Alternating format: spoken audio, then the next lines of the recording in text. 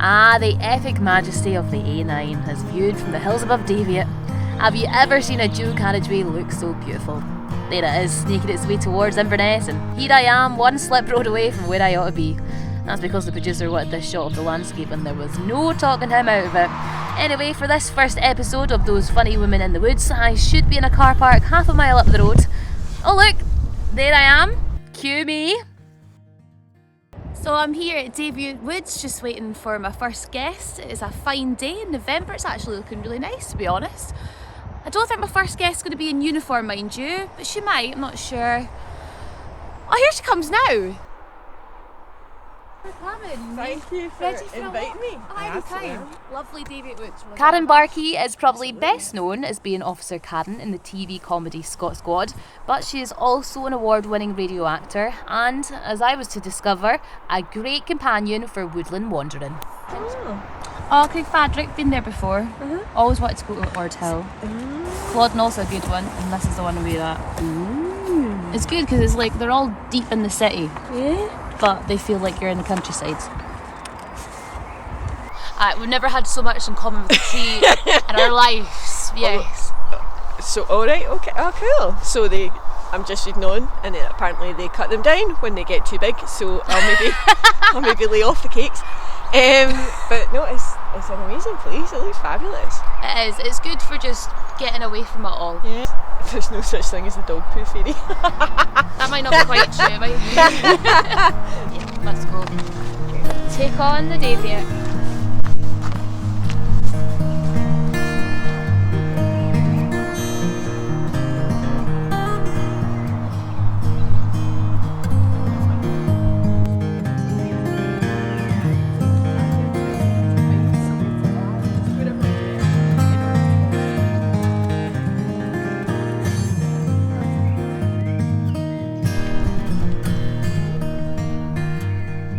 Apparently in Daviot Woods there's quite a few deer that are just everywhere, they're roe deer. Oh wow! Yep.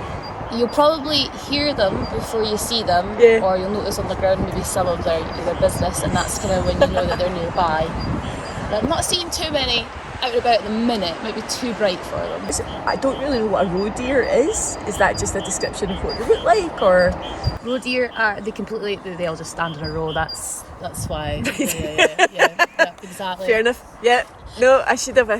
So it's like the queuing deer. Yeah, it's especially one of these things in the Highlands that people just say and you just pretend like you know, and you're like, yeah, totally know what it is. And until you see something that looks like remotely like a deer, then you go, that's it. See, if you sound confident in what you're saying, then I mean everybody will believe it. So that's my motto going forward. So especially with the trees, I wouldn't be able to tell you what any of these trees are. Oh, Scots pine. And I know this because one of the shows we used to do was for kids, and that's a Scots pine because they're tall and straight and slender. Ah, okay. Everything you've taught the kids, and a willow. Teach me. Yeah, so willows are like this. Okay. Scots pines are like this. The mighty oak. There's some odd things about trees. I'm going to point out what I think is a willow and an oak going forward. They'll probably be wrong, but it's alright. Yeah, anyways, unfortunately none of these are too chubby currently, so hopefully they're going to survive a bit longer. I'm looking out for fat trees now. That's exactly what I'm thinking. They all look very slim. Like these guys have obviously not been to like an all-you-can-eat buffet, these trees, but it's getting there, especially that one over there. So kind of a bit chunkier. Oh, bless. Do you know, I really want to see a hedgehog. I really hope there's hedgehogs here. I miss hedgehogs so much. We used to have them in the city when I was young, and they're so. Oh, hello, tiny doggy. I'm sorry. I know you're right. It's the smallest dogs that have like the most huge attitudes. Yeah. Hi. No, that one's just like my brother's just doing. He didn't just let him crap on. I know, but I love him. He's so small, and he's so determined to take control. Don't you mess with me. I think we'll see quite a bit of wildlife, dogs included. I mean, I think we'll see plenty of them because this is like a fab place for dog walking. But hedgehogs, I mean, you never know.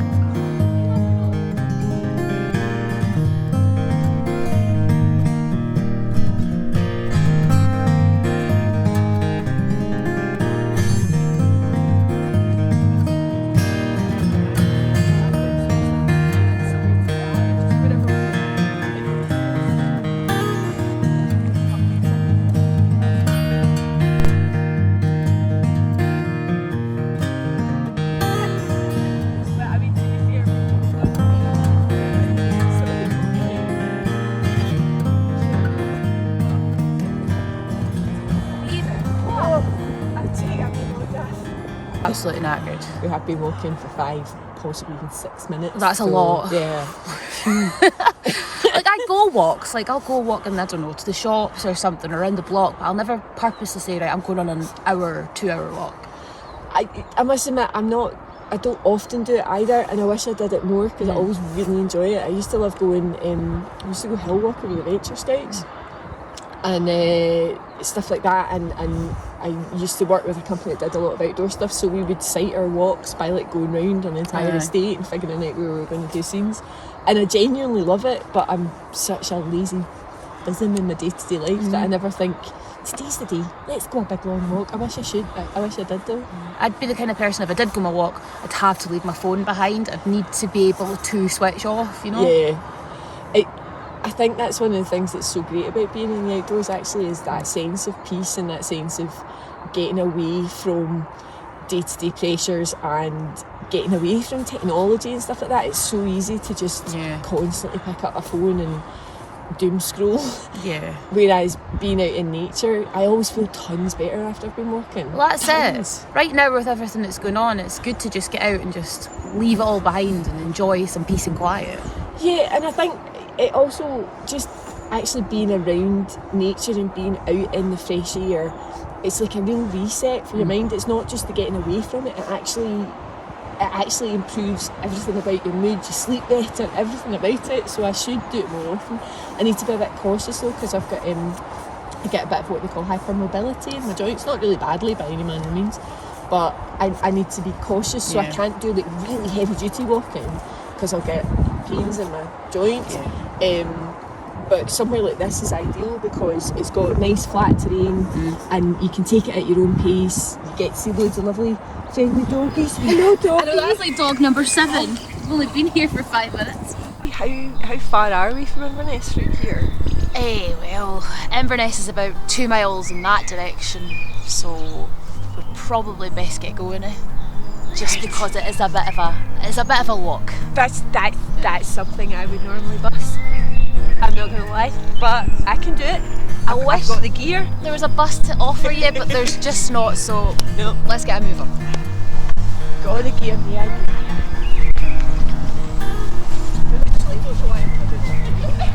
Just like it's my hand are put it down because your hands are down. It's important.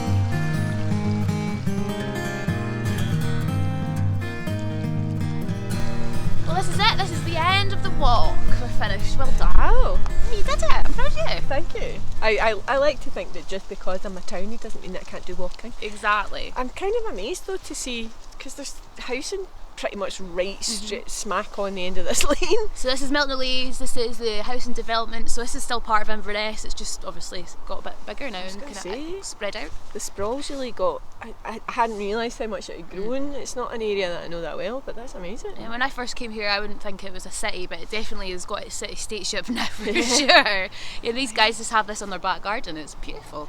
I mean, it's a nice place to saunter out into, I imagine. Not necessarily in the winter, I imagine. Yeah, you are above the snow line here, so it will be very winter wonderlandy, which means it'll get a little bit chilly. And I don't know if you're a bit colder now and fancy getting a coffee or anything like that. I mean, I've never seen no to a coffee. Great, we just need to walk all the way back. Come on. I'm actually sad, but I'm actually quite I've decided to come to the end. There's coffee at the end. Now don't worry, this isn't the end. I wanted a proper chinwag with Karen, and the producer had promised edible treats. And because I wanted to talk about secret personal stuff, we took our coffees and cakes outside and we got stuck in. you are about to move to London, yeah? Yep, so now's the time to convince me not to if you want to, or to convince me to go if you love it, because I know you've been there as well. It's just a bit of a random, right, let's do this, let's put all my heart and soul into something I've always wanted to do. I've always been very nervous about leaving my comfort zone, so this is me doing it now, and I'm terrified, but we'll give it a good bash. I think you'll be amazed. I think you'll probably settle in much better than you think you're going to. I have lived down in London a couple of times when I've been working on things. I imagine you'll probably have a similar experience to me, which is that you'll be fine when you're there, but as soon as you get back here, you'll be like, I much prefer it here. Do you think you will miss it? It's not just the location, it's the people. Like, people are so kind, and you do feel safe being here no matter where you are. I think the pace of life is very different in London, and I think that's something that can be hard to adjust to, because in London it feels like everybody's sort of gliding along the surface going, ooh, culture, ooh, restaurants, and underneath their wee legs are going, oh my god, it's really expensive, it's really expensive. Yes. And it there's a sense of kind of, there's a slightly wound up tense feeling that you don't realise you have when you're there until you step foot off the plane in Scotland and you're like, oh yeah, look, my heart rate's normal. Yeah, such a sense of relief and just kind of chill. It's weird. Yeah. So did you always want to do acting? Was that always the plan? So I suppose that's two different questions. I wanted to go to drama school and I got the forms and I bottled it in Nicoll. I didn't even fill them in, partly because I couldn't afford the fee, being really honest. So I went to uni and I did something else and left and got a job and I was in amateur theatre companies for a long time and loved it and learned tons and tons and tons, and got to do loads of things I would never have got to do otherwise. And then eventually my company had to make redundancies. Oh, you're joking. I got a redundancy payment and it meant I could afford to try, and I sort of thought to myself, right, I'm going to try for 6 months, because I had been doing bits and bobs of work. I'd managed to get my equity card by getting one line on Monarch of the Glen. Oh, True nice story. one. 4 words, 5 syllables, and that made me a real actor. I had a trailer and everything. It was dead exciting. So got my equity card, got in Spotlight, so I was a real actor, and I picked up bits and bobs of work from other people, and then thought I'll try it for 6 months, and I left my job in 2010. Really? So that's 12 years now, so I've been an actor nearly as long as I worked in that company now, which blows my mind because I still feel like I'm brand new. I still feel like I'm just getting the hang of it. No. Yeah, so what about you? I was actually going to do what you were doing. I was going to be the actress, I was going to do the drama. That was kind of the known thing in my town, was Grace does drama. And then I went to audition at the RSAMD and they said, sorry, you don't have enough life experience, go and experience life. And I was fuming with them. I was like, how dare you? Yeah. How dare you? So I started thinking, how can I get on the telly? How can I be in films? Oh, I know, I'll just naively make my own ones and cast myself, because that's how it works. So I went to the UWS, did broadcast production, had kind of dabbled in community radio, but it was never going to be a thing because I was obviously going to make the TV shows. And then they made you pick like a major, basically, like which one do you want to do? And I just did the radio because I had experience there, and I just never looked back. But I suppose a small bit of acting goes into the radio presenting. Oh, totally. You have to kid on that you like the music half the time, so I'm very good at that. Justin Bieber! For the 10th time today. It's been an adventure, I'd say. It's very much like looking at Daviot Woods. You think, oh, it's quite daunting to begin with, but actually it's not too bad. Yes. So Karen, listen, it's been great having you here. Thank you for coming on my walk with me. I've had a real good time. As have I. I've thoroughly enjoyed it. It's been lovely, thank you. Now remember, this is all for Partnerships for Wellbeing, so you're being encouraged to look and be careful for stowaways. I don't really understand the stowaways comment. It'll all happen and be revealed, don't worry. You'll find out. Right. Okay, stop the film right there. I need to explain why Karen looks so confused. You see, Partnerships for Wellbeing has 2 puffins as its mascot, and the producer insists that they make a cameo appearance. So what's supposed to happen here is that Karen walks away and we see the puffins that have stowed away in a rucksack, and on no account should they fall out. Just be very careful for stowaways, alright? Right, I don't really understand the story, Carmen. You'll find out, alright? See you later, Karen. Okie dokie.